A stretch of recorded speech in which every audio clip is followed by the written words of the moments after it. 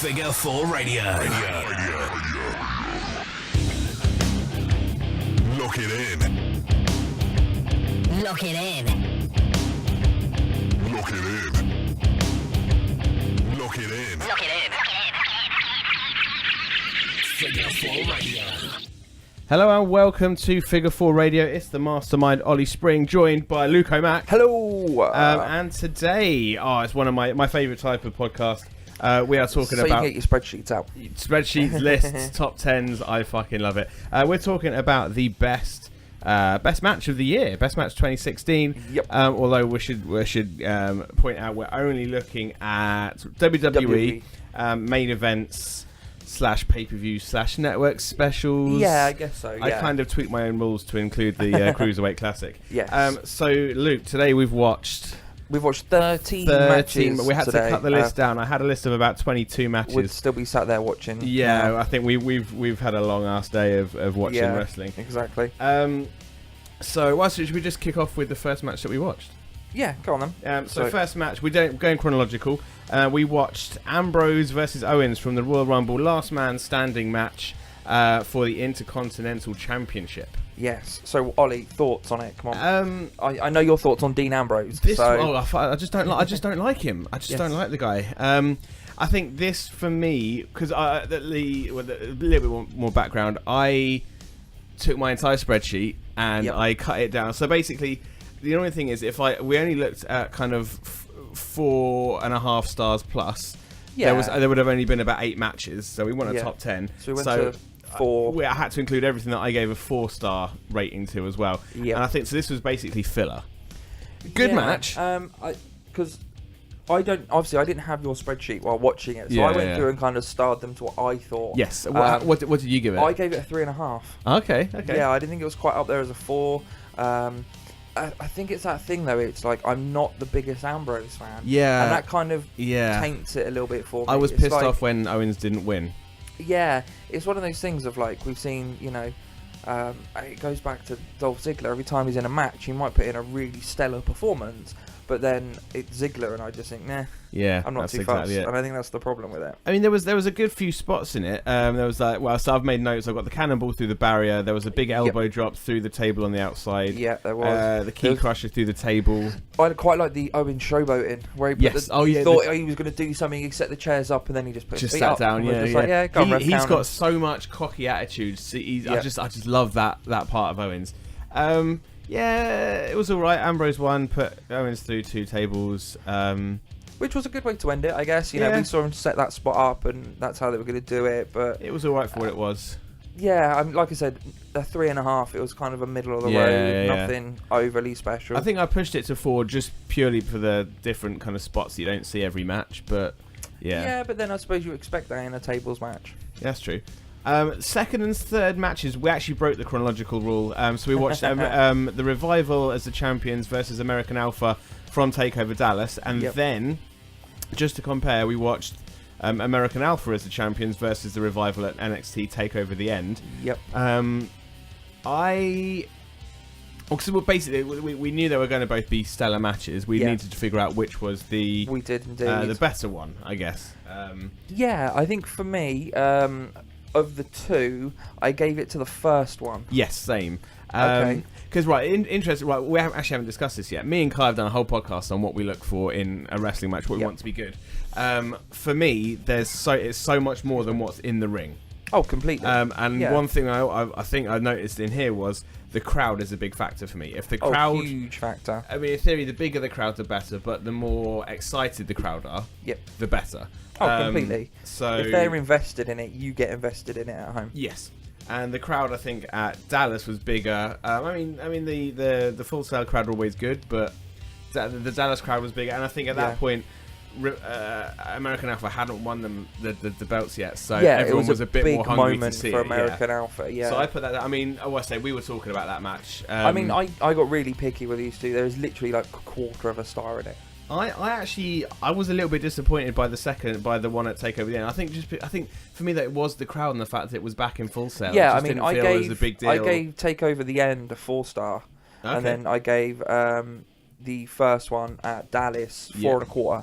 Okay. I was really picky with my stars. I think I went 4.5. Yeah, this year I Yeah. started off the year doing like only halves, and then towards the end of the year I've broken it down to quarter stars. As Yeah, well, I just gave it a quarter. really But break to it be down. honest, like putting either of those two teams in a matchup is going to result in at least a 4-star match. Yes. Like they are Yeah. so good. It's just we were pointing out the fact there was so many little spots, but it's just the chemistry because there was Well, we'll talk about it more when we break down our top tens. Yep. Um, Then after that, we stayed at Dallas. Oh, yeah. We went back to Dallas and we watched Sammy versus Nakamura. Now, at the time when I saw this, I gave it 5 stars, Yep. and so far I haven't given a single match 5 stars from WrestleMania 1 all the way through to WrestleMania 17. Right. Okay. Nothing on that entire run Has of peaked 5 however many stars. hundred matches has got 5 stars. There's Okay. been some 4.5s.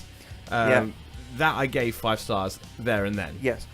However, This is the thing I did as well. I looked at this, and again, we'll go into it in a bit more detail and go through our list. But my initial reaction to watching that was, "Oh my god! Like this is like the best thing I've ever seen." It's a 5-star classic. when you first saw it. Watching Yes, it same. back Yeah, now, yeah. watching it back now, you don't have the anticipation and all that Yep, kind of thing. yep. So I actually only awarded it a 4-star. Yes. Which then I thought, based on my initial reaction to now, I've given it a 4.5. Yeah, that's kind of what I did as well, because when I first saw it, I was like, holy fuck. I've never seen Nakamura before. Yeah. I'm not going to pretend I know all about Japanese wrestling. I don't know Yeah. shit all about Japanese wrestling.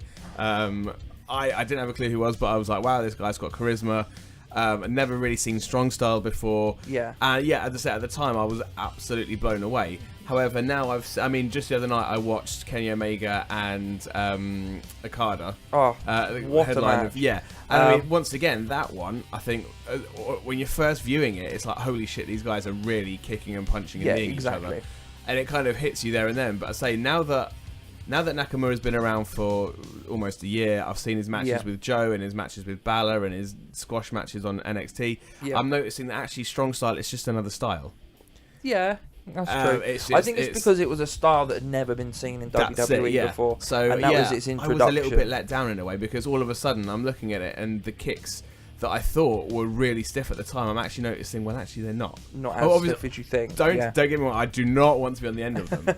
But I'm just noticing that I think a lot of the feeling behind the 5 stars was my shock to it at the time. And then now that I've come away and I'm like, oh, actually, we've seen him do that to loads of people and he's not actually breaking their jaws, well, apart from Joe. So it's kind of taken the edge off. So that's kind of suffered for me. I don't think it was a 5-star match in hindsight. Yeah, like I said, looking back at it, I gave it only 4.5. Yeah, same. Moving on from that, we saw the women's triple threat at WrestleMania 32. And it was good fun. It was good fun. I think, once again, one of the matches we didn't watch, but we'll discuss this later as well, was the Undertaker and Shane McMahon. Yep.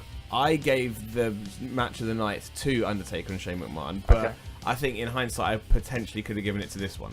Yeah, good match. We discussed it, and I said that I personally thought Shane and Undertaker was for that one spot and not much else. But We'll get to that later on when we do our honorable mentions. But yeah, with the women's one, actually, as much as I love the change from the Divas belt to the women's championship at WrestleMania, I actually felt the match was a little bit lacking. Yeah, again, it didn't live up to kind of how I remembered it. Yes. Yeah. So that's it. And I think it's so weird when you review things at a later date after giving it time and you watch it back and it doesn't quite have the same. It was still a good match. Oh, great match. But then at the same time, I think we've had a whole year basically of Sasha and Charlotte. Yeah. So now I'm kind of bored of seeing them in the ring, even though this was that's it. So it's really hard to review it in hindsight. Yeah. Moving on from that, we had Sami Zayn and Kevin Owens at Payback. Yes. Which was the post WrestleMania one. I think Owens got the win on that one, pop-up powerbomb. Yep, that's right. And that was the one afterwards where he grabbed Byron Saxton and dragged him in the ring and cut a bit of a promo. Yeah. Made him ask him the questions. Yeah, I think for me this was a filler match again, to be honest.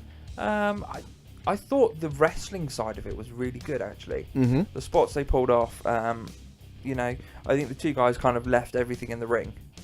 They always do. Yeah. They always do when it's those two. The spot where they were just it was very reminiscent of Nakamura Zayn, Yes. where they were just throwing forearms constantly. That was really good.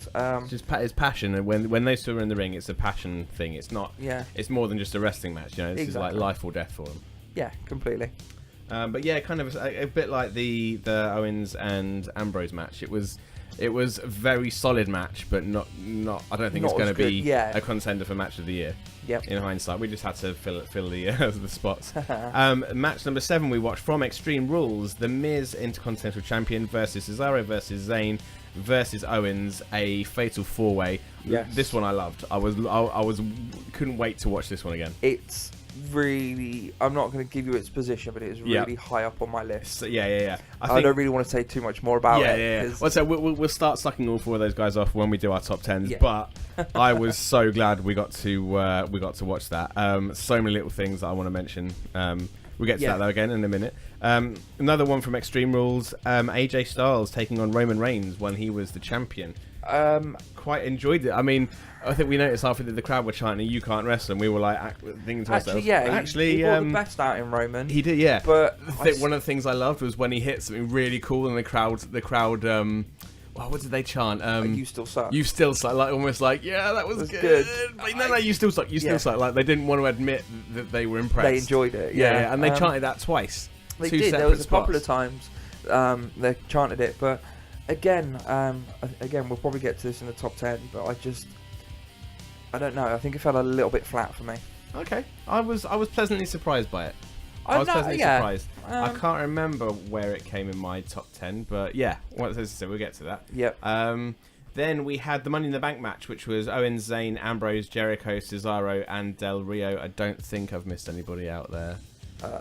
No, I don't think so. It sounds about right. 6 guys. That was another one of those ones. It was solid, but I think it wasn't one of the. It wasn't the strongest Money in the Bank match we've ever seen.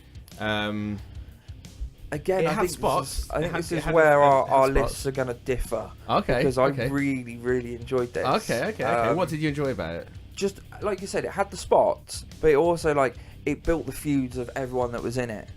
True. I think Owens and Ambrose were kind of going at it as well as. No, wait. It was Jericho and Ambrose at one point. Sorry, Jericho, Ambrose, and Owens and Zayn were still going. Yeah. And then Cesaro and Del Rio were kind of tacked on. Kind of like filler bits. Yeah. But, it carried on. Some of Cesaro's spots though. I've written one down, which we will come to later. Yeah. I know the one. That was so good. Spot on. Then we watched from Battleground, and I think that's what we got to make sure. So one was Payback, one was Battleground. Yeah. Sami Zayn versus Kevin Owens. I think was this the one that was meant to be the last match of their feud? Yeah, this was like the last little bit in it that was going to happen. So another one where I think we could probably suck off both guys. But we'll save that. We'll save that till afterwards. Yes, yeah. They went on to CWC. The Cruiserweight Classic. Yes. Now, we had 3 potential matches, but I think we chose Johnny Gargano versus Tommaso Ciampa. Yes, I think between Zayn and Owens and Battleground and this match, it was just so passionate on both sides. Yes. But both of them actually, but in both cases, for Owens and for Ciampa, there was moments in the match where they were about to let themselves go and really go nuts, and they pulled back. Yeah, that's it. They had a moment of mercy, and then it just ended up costing them. It tugs at your heartstrings, and when you kind of think, it's what keeps you, but also gets you as well emotionally invested in it. It's just it was just so good. And I think in a way, the Johnny and Tommaso in NXT have kind of been packaged like the Owens and Zayn thing, like, he was his best man at his wedding, he's the godfather to his child, blah blah blah. I think they're really trying to push those two as the kind of along the lines of Owens and Zayn, along the lines of Shawn and Triple H, where it's like best friends for and then they tell. But then that always tells a great story. True, and that's what wrestling essentially needs to be. Then we kind of had a bit of a break and broke down. We had like about 6 matches left, and we picked out a couple more. Yeah, we did. Just for time purposes, I guess. So we had John Cena versus AJ Styles from SummerSlam. That was a long one. It was, but I really enjoyed it. Yes. I can actually probably go back and watch it again now and potentially still enjoy it. It was really I think good. By this point in the day, I think, 'cause we started at about 11 and we were at about kind of 5:15 15 by this Something point, like so we've that, had yeah. a full. I think I was getting a bit jaded by it all. Yeah. But still, yeah, totally enjoyable match. And we topped it all off with, from TakeOver Toronto, the Revival versus DIY for the NXT Tag Team Championships. 2 out of 3 falls. Now this one, I think I watched it after accidentally seeing a couple of Facebook statuses saying how good it was. Right, and I okay. went in expecting, because they were Really like, good oh my things. god, best match of the year. Yeah. And I watched it and I'm like, not quite sure it was good, but I think everyone on Facebook had set the bar so high that It didn't live up to what you expected it to be. Couldn't quite reach the limits for me, to be honest. Yeah. But still, it was good. The very last fall when they both tapped out. Dash and Dawson tapped, was just quite funny because It was. No, don't you tap out, no, don't you tap out, and then okay, let's tap out. Yeah, like it was entertaining. It was really good. But yeah, like you said, there were so many other matches that we didn't quite. That's it. So the ones that we decided to cut, so Undertaker and Shane McMahon honourable from mentions, WrestleMania, as it were. Yeah, honourable mentions. Undertaker, Shane McMahon, WrestleMania. I know what you mean. Like it was a one spot match. Yeah. But for me, I just remember we were sitting at in the MK11, and Shane was at the top. The entire bar was going nuts, and everyone was on their feet. I was sat down. My ass was planted in my seat because I was scared for Shane's life. Yeah. My heart was in my stomach. My head was in my hands. I was like, He's gonna die. I stopped breathing for a couple of minutes. I think because I was that shocked and scared. And I think just that feeling. I can't remember the last time. That could be the only time I've ever really felt like I could witness someone die. Yeah, Which I shouldn't laugh, but I'll never forget. In a way, it was kind of like when Undertaker lost to Brock Lesnar. There's very few moments in wrestling that really make my heart stop beating like that, and that was one of them. So to me, that's why I wanted to include it. But as I say, it was a 30+ minute match of two old guys. I've read a lot of reviews about it, and I think a lot of people are saying that Shane McMahon doesn't wrestle very often, so why? Yeah, surely Undertaker should have just hit him with a tombstone and a chokeslam, bang, and it's done. But he was kicking out so much. I just think as well, like, I think it was almost as if they'd gone, right, we need to put Taker in a match, and we don't have a storyline to put him in with anyone else. Let's just bring Shane in. But then at the same time, I think it just certain matches like that don't need... You forgive them for not having storylines just because of the spectacle, I think. Yeah, but then that makes the whole, like the previous year, the whole Bray Wyatt cutting promos on his own without Taker completely null and void. Yeah, but then neither Shane nor Undertaker were really around beforehand. I suppose Shane stuck around for a little bit. Well, he ended up being around because of that bump, I think. But yeah, I guess so. I wasn't too worried because neither guy was really relevant going in, so it wasn't as if one person was carrying the other. Yeah, it was just, this is the match. Let's all just discuss it and get hyped for it. So yeah, I was okay with that. We also cut out, looking down my short list, the CWC matches we didn't watch. Cedric Alexander versus Kota Ibushi. Yep. That was a match where everyone was chanting, please sign Cedric afterwards. Yeah. And that was a very emotional one. And the other one was Kota Ibushi and TJ Perkins in the final. Yeah. I think we picked the best one with Gargano and Ciampa. Yeah. Out of those three, without a doubt. I'm with you on that one. We cut The Miz versus Dolph Ziggler in the, because there were so many matches. Title versus... it was the one from No Mercy, which I think was title versus career. Yeah, that's right. I'm still pissed off that Ziggler didn't lose, because that would have been way better. It would have been a lot better. We cut out Sasha and Charlotte both from Hell in a Cell 2016 and Roadblock. So that's Hell in a Cell and their Iron Woman match. Yeah, that's right. I think mainly for time. But not just that as well. I like, especially the Hell in a Cell one. Yeah, was, a bit botchy. It was a bit botchy, but as much as it was a good match, it felt lacking. I appreciated the effort they put into the Hell in a Cell match to make it feel dangerous, and you said, they paid homage to quite a few Hell in a Cell moments. Yeah, they did, which was good. But it just felt a little bit kind of like, especially the ending, because it didn't go to plan. Yeah. It just felt a little bit kind of almost stagnant, just a little bit kind of... Yeah, no, I'll give you that. Not quite that. And I think the Iron Woman match was okay, but I still don't like Sasha tapping out with 3 seconds left. Like, come on, you've been in it for a minute. Yeah, like, hold on, just 3 more seconds. Yeah, so I wasn't too pleased with that. They've always had dodgy endings. That's true. And we cut out Baron Corbin and Kalisto in a chairs match from TLC. I think it was one of the better chairs matches I can remember. It's one of the better chairs matches, and to be honest, it's probably one of the better matches the two men have had. True. I just don't think it's up there for candidate and match of the year. Which is well, and I agreed, but it was there to make up the numbers because that was another 4-star match. Yeah. Elsewhere, what would we kind of honourable mentions? So we said Final Deletion. The fun, anything with Matt Hardy in. He was being phenomenal throughout 2016. The pre-broken match that he had with Jeff Hardy when Jeff Hardy jumped off that. Well, they said it was 35 foot. I'm not sure if that was quite true. Put him through the Wasn't tables. that what led to broken Matt Hardy? Yeah, that's it. Yeah. So that match was really good. The match that they had with Decay in the Great War was pretty good. The Final Deletion was good. Apocalypto was good. They've had some. It was immense. He's had a really good year. Like one of the best years I think Matt Hardy's ever had. I think he was probably the MVP in wrestling this year. Full stop. Yeah, completely. Yeah. From I actually can't. Yeah. Even don't get me wrong. Obviously, TNA are floundering, but what Matt Hardy did this year was just. And to be honest, he wouldn't have been able to do it if he was in a bigger company.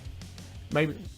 Pardon me? Maybe not. No. In fact, no, he wouldn't have done. No, he wouldn't. They would have they would have said yes, you can do these types of matches, but like actually filming it at his house and going off and doing all these bits and pieces, they would have just said no. Yeah, so that's it. Yeah. Big shout out to that. The other one I want to shout out to, which was this Nakamura and Styles. It was a Wrestle Kingdom 10. I haven't. Have you seen the match? Because I haven't. Yes, I saw the one of Wrestle Kingdom 10. What was it like? Just picture an AJ Styles Nakamura match. That's all I can say. Like, it was so good. Like I said to you earlier on, there was one woman throughout the whole entire thing. Like, and you know, Japanese crowds are like, they're very quiet. Yes. Like, you know, when something amazing happens, they will give a small clap. And we mentioned that in the Sami Zayn Nakamura matches, like before the match even started, everyone was going batshit crazy, and I'm thinking. That's another thing that buys me into the match, because if everyone else is going crazy, then I'm going to go crazy. Yeah. Like, and that's the thing. I recently watched the Wrestle Kingdom 11 headline. So Okada versus Omega, and I think if that match had taken place in America with an American crowd, I would have said yes, 6 stars. Oh, completely. But because the crowd was into it, but it wasn't quite the same. Like, I think it's that thing of, because everyone has slightly different criteria on what they pick. Yes. You know, we all go to Dave Meltzer and think Dave Meltzer's the man because he knows exactly what he's on about. But we all have slight different opinions to him. So, but Wrestle Kingdom 10, Nakamura versus AJ Styles really was a bang on 5-star match. It was really, really good. I actually urge you to go watch it. I'll look at. The thing is, I really don't like watching pirated matches. The Okada and Omega match I watched was from it was pirated, and the quality was just a little bit poor. Like, the audio was a little bit bubbly, the picture quality wasn't HD, so and that could be another reason why I didn't enjoy it. Because it just it's everything to me has to come together perfectly. Yeah, that's fair enough. And I think so. And this thing, it boils down to the crowd. The ref has to be on point. The ref can't fuck up. The commentating has to be on point. Even down to the camera work, the production. Completely. That if you balls up a big spot, and that's one of the biggest spots of the match, it's not gonna. That's it. It could ruin the feel. So everyone. No, there are lots of components, and lots of components that make up a good match. Like you said, everyone has to be working together as that cohesive unit. And if one thing goes wrong, then you go from being a 5-star down to, you know, a 3-star or whatever it might be. Or even like 4 3/4. Yeah, like it's that little thing. But should we get into the top 10? Should we? Let's. So we're going to do it like Eurovision style. So we're going to start off with our number 10s, give 1 point. Number 9s will have 2 points. So then I'll add them all up at the end, and we'll give the Figure 4 Radio match of the year. Shame we probably can't get the winners on to have an interview, but that'd be good. So my number 10 match was I gave it to Ambrose and Owens from the Royal Rumble. Okay. Because it was good. I gave it to Gargano and Ciampa at CWC. Really? The cruiserweights. Okay. I wouldn't have done that, but well, like you said, this is the thing. Like, thing with these lists is it could upset so many people, but it's all opinion. It's all my own opinion, isn't it? That's fair enough. That's fair enough. My number 9, which is going to get 2 points, was I'm trying to figure out my own thing here. The women's triple threat from WrestleMania. Okay. I gave that my number 9 spot because I say it was good. It wasn't the best. Yep. It was good. I gave it to AJ and Roman at Extreme Rules. Okay. So yeah. Just trying to figure out how we're trying to add this up. Making sense of my own notes. My number 8 I gave to the Revival and DIY at Takeover Toronto. Okay. As I say, it was good. I just don't know if it was ruined by the fact that the internet told me it was going to be great. Yeah. I'm not sure, but it was still good. Because I didn't have that. So my number 8 was the Revival versus American Alpha at the end. So their second. Okay. Their second showing of the 2 that we saw. Spoiler alert! I don't think that match made my top 10. Yeah. Okay. Fair enough. Yeah. to be honest. Fair enough. Number 7 for me was AJ Styles and John Cena at SummerSlam. Okay. As I say, it was. I think it was definitely the match of the night at SummerSlam. Oh, well, the finish was shite, wasn't it? Let's face it. Of SummerSlam. Oh, yeah. Sorry, yeah. So, it was definitely match of the night on SummerSlam. Yes, yeah. I gave my number 7 to the Money in the Bank match. Okay. Yes. So to me, in fact, I don't think that made my list either, to be honest. Because there's 2 that you said haven't made my list either. So okay. But we're still quite low down. Yeah. So we'll not shocking, come not to what shocking didn't make mine when we finished. Number 6 for me was Extreme Rules AJ Styles versus Roman Reigns. Okay. As I say, Roman can wrestle when he's in a good matchup. I think he can really. When he's got the person to wrestle against completely. What were we on 6? Did he say? Number 6. 6 was Revival versus American Alpha at Dallas. Really? Yes. Okay. Interesting. Yeah. Interesting. I will get to my feelings on that in a minute. Yeah. Well, you'll be surprised by my next one. Okay, so top 5. This is where we really start sucking off wrestlers. Top 5. So for me, number 5 was Gargano and Ciampa from the CWC. Okay. It was the emotion. And it was also that bit post-match. So they went to shake hands. Yeah. Ciampa went away to leave, and then he turned back around. They just sat in the ring, and hugged and it was out. Oh, it's just so emotional. Yeah, so emotional. It got me. I mean, the match was hard hitting from that first back elbow where it looked like where they were saying it could have knocked his tooth out. Yeah. And then when Ciampa he took his knee brace down. And then saw that he didn't want to... That look in his eyes, of I don't want to hit you without the pad. Yeah. And it was that thing in his head I can't do it. I want to win, but I don't want to injure my best friend. Yeah. And it was just so... it was perfect. We do have one thing in common with number 5. Okay. They both have Gargano and Ciampa in it. Mine is Revival versus DIY at Toronto. Toronto, okay. Yeah. Okay. Which is fine. Yeah. Which is fine. I love the tap out bit at the end. There was some fun spots, but not as many fun spots as in other matches, I don't think. I think the reason it's above American Alpha and Revival is because...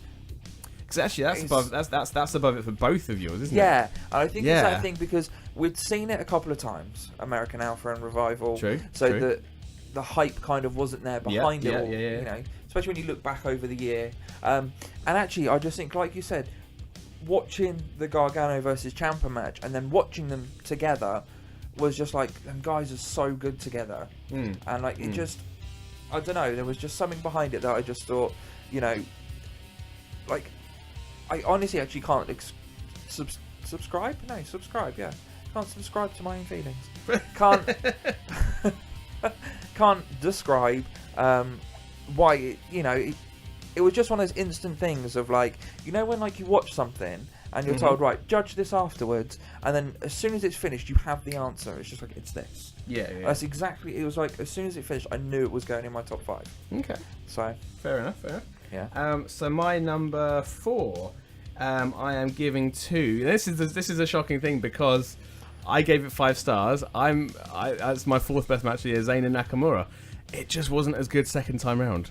Okay. Because as I say, the more, and I think I mentioned it in one of my blogs, the more you see of strong style, the less strong it is. It looks, yeah. Because one of the podcasts I was listening to, Colt Cabana and I want to say Little Guido from ECW. Yeah. Little Guido came in as a shoot fighter who'd been doing some shoot fighting in Japan. Yeah. But because they had Taz as the guy that was like the shoot fighter in ECW, they could only have one shoot guy, because when everybody's doing it, it just waters it down. Yeah. No, it's like, you imagine if you saw, imagine if think of it like MMA. People are so dumbed down to it now, but if you saw, if you showed somebody like watches wrestling and never watches UFC, show them one good UFC match where someone gets knocked out and there's blood everywhere, they'll be blown away by it. Yeah. But when you watch it over and over and over and over, desensitized. that's it. And I think looking back, I've just become desensitized. Simple as that, which is a shame, because I want to love it. I want to still keep it with 5 stars, because the anticipation for Nakamura was there, and Zayn was just leaving for he was at WrestleMania the next night. It was a perfect storm, but yeah. My number 4 was the 4-way at Extreme Rules. Okay, yeah. So that was Owens, Zayn. I'm trying to think who was in it now. Owens, Zayn, Miz, and Cesaro. Yeah. I say my I will suck those guys off in a minute. Yeah, we'll get there. Yeah. That's what ended up being my number 4. Your number 4. So my number 3. We just say we're moving into top 3s. We're in top 3. I don't know. Top 3 for me was that match just there. Miz, Cesaro, Zayn, and Owens. Now, one of the reasons why I was so excited for this was because I remember the finish, and I remember the finish very vividly, because it was one of the things where Sami Zayn probably could have won the Intercontinental Championship. Oh, yeah, completely. But he was so focused on Owens on the outside. Yeah. Because they said the finish was Zayn hitting the Helluva Kick on Cesaro. Yep. He noticed Owens getting up on the outside, so he rolls to the outside, starts chucking Owens around and beating up Owens. Yep. And while he's so focused on Owens, Miz literally just crawls in and gets the pin off of Sami Zayn's Helluva Kick. Yep, exactly. Which tells me that Sami Zayn could have won it if he'd have just pinned him. Yeah. But he was so focused. It was a look on his face. I mean, some of the spots. The very first thing. The bell went, Sami Zayn steamrolls in, hits Owens with the Helluva Kick. The look on Cesaro's face was like, oh, okay. Like, I'm not going to interfere. And then Cesaro just runs straight into the corner and uppercuts the Miz. And just it's just out like, of nowhere. and that's the thing, there's so many times that you have a fatal 4-way and it's just that kind of standoff and like, oh, who's going to hit who?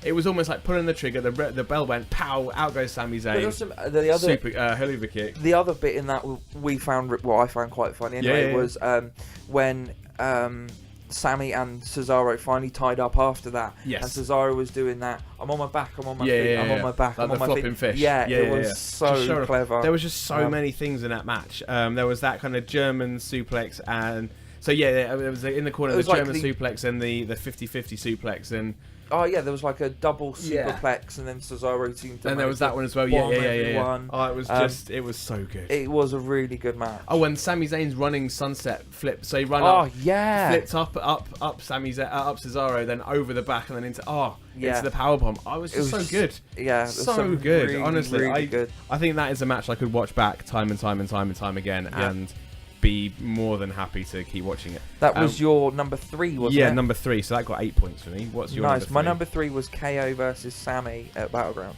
Okay. I remember when this happened.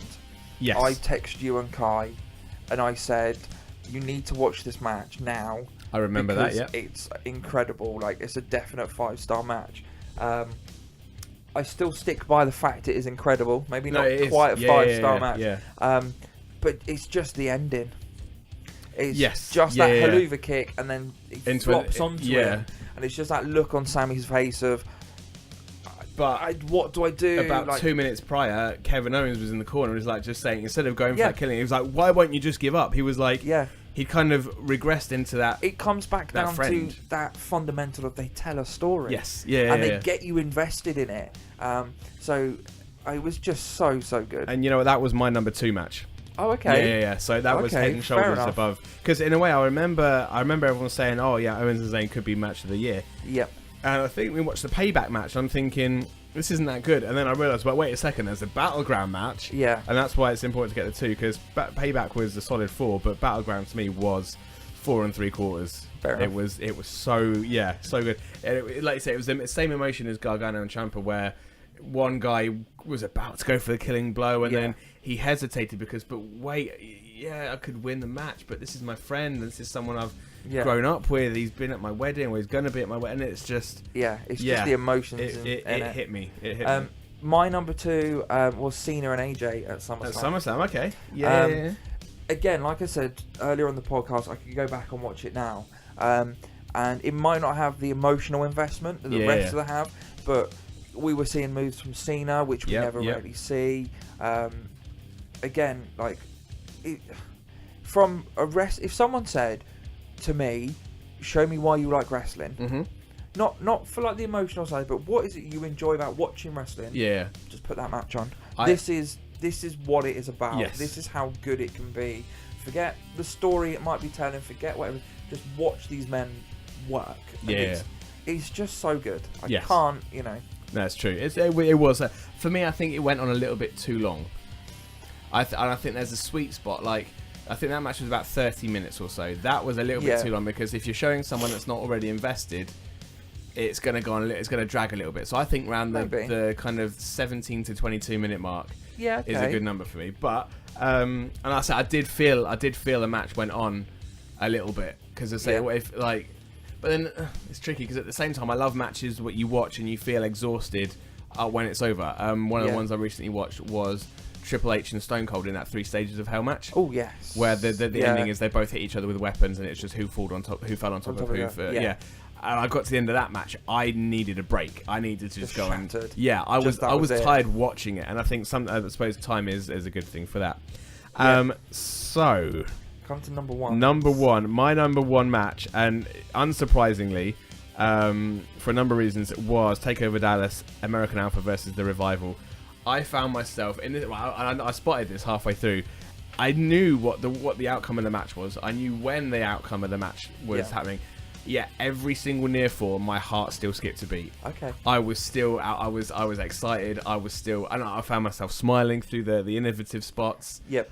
There was just so much to it. Where's my notes? So there was that bit where Dash or Dawson went under the ring to thing, and that was the first time I'd seen that up to that point. But they did that in the DIY match as well, and that was I've seen it before. Yeah. There was that botch where they fucked up the power bomb that was meant to be into something else. Yeah. But they went with it. And that's the thing. And I think what the note that I put was there's so many little intricacies. So I couldn't really note them all, but many little things. It was one of those things of it was the near falls, the reversals, the technicality of everything. They flow so well. They really just work as a unit, all 4 of them. Oh yeah, but there was so much as well that you could literally blink and miss. Like I think in that very opening section, we rewound it. So I think Gable and Dash or Dawson, whichever one it was, so they were doing some technical wrestling, and there was a little thing where Gable went to throw a kick, like he feigned a kick. Yeah. Dash or Dawson went to like block it, like duck and cover for it, and he broke the kick and then rolled it into a crucifix pin. Yeah. And it was little things like that you've got to watch so closely just to see it. Yeah. But if you're someone like me that watches it on that level, it's just so rewarding. So many little spots and hot tag breakups, and it's just But I think Corey Graves sums it up brilliantly. He says that the Revival can cut that ring in half like that, and that really tells the story in that American Alpha versus Revival match, because the amount of times they stop the tags, like the hot tags, and they keep him in that corner. And it wasn't just the same way of stopping hot tags like everybody always does. Every single one was different. Yeah, exactly. And they just came up with so many ways. I personally think that comes down to the Revival's fundamentals of tag wrestling. They are just keep it simple. Spot on. Yeah, they are just keep it simple. Spot on with what they do. No flips. Just fists. Yeah, exactly. Yeah, exactly. Okay, so what was? I'm looking down what you haven't noticed. I think I can probably guess. Yeah, I think most people have probably guessed. Like, knowing me, my number 1 was Zayn versus Nakamura. Yes. At TakeOver Dallas. It's probably the only time last year that I felt like I wanted to wet myself with excitement. And I know it sounds really bad, but just the anticipation of Nakamura, having watched Nakamura versus AJ before he turned up. Yes. So I knew what Nakamura was about. Just wanting to know whether he was going to keep his character, what they're going to let him do, and all this kind of stuff. And actually pairing him with Sammy was, my head when I first saw it was like, it's probably not going to work. Like, not because Sammy is a bad wrestler or anything like that, because he's really good, but it was just one of those things of how do you incorporate Sammy into strong style? Like, he's so good at losing he seems too much of a nice guy. Yeah, exactly. To break out the strong style, but he did halfway through. Yeah, that whole in the middle, throwing those kicks to Nakamura's head. I was like, it looked brutal. Yeah, and like the throwing the forearms in the middle of the ring for like 45 seconds or non-stop, whatever it was. But it was just that thing of like all year, it's the one match that I have put everything up against. And for me, that's just like, if I'm going to do that with Nakamura versus Zayn, it's got to be my match of the year. It has to be. Which is fair enough. Yeah, and I don't know. I just can't wax lyrical about it enough, as it were. Yeah, well, I know the feeling, because for me, that's for me and Alpha and Revival. So, the Figure 4 Radio top 10, granted it's just the two of us, but top 10 breakdown. So number 10 was the women's triple threat match at WrestleMania. I gave that 2 points. You gave it fuck all. Yep. Number 9 was the Money in the Bank match. Yep. You gave it 4 points. I gave it fuck all. Cool. Yep. Number 8, well, actually it was number 7 joint. So number 7 and number 8 combined. Was between Reigns and AJ Styles at Extreme Rules and Gargano and Ciampa in the CWC. I'm kind of shocked by that, because I put the CWC match quite high up mine, but still, case of us, right? You put them both quite low. I put them both in the middle. It's probably a matter of points, isn't it? It's like one or two. 6th place was the Revival and DIY at TakeOver Toronto. Yeah. 5th place, top 5. Number 5 was AJ and Cena at SummerSlam. Okay. Number 4 was Miz, Cesaro, Zayn and Owens at Extreme Rules. That's good, because that's actually my number 4. It was, yep. Number 3 was American Alpha and Revival. See, because I gave it number 1, you gave it number 6, I think. Yeah, my number 6. Yeah, which was shocking, because I don't know, I was shocked by that, but still.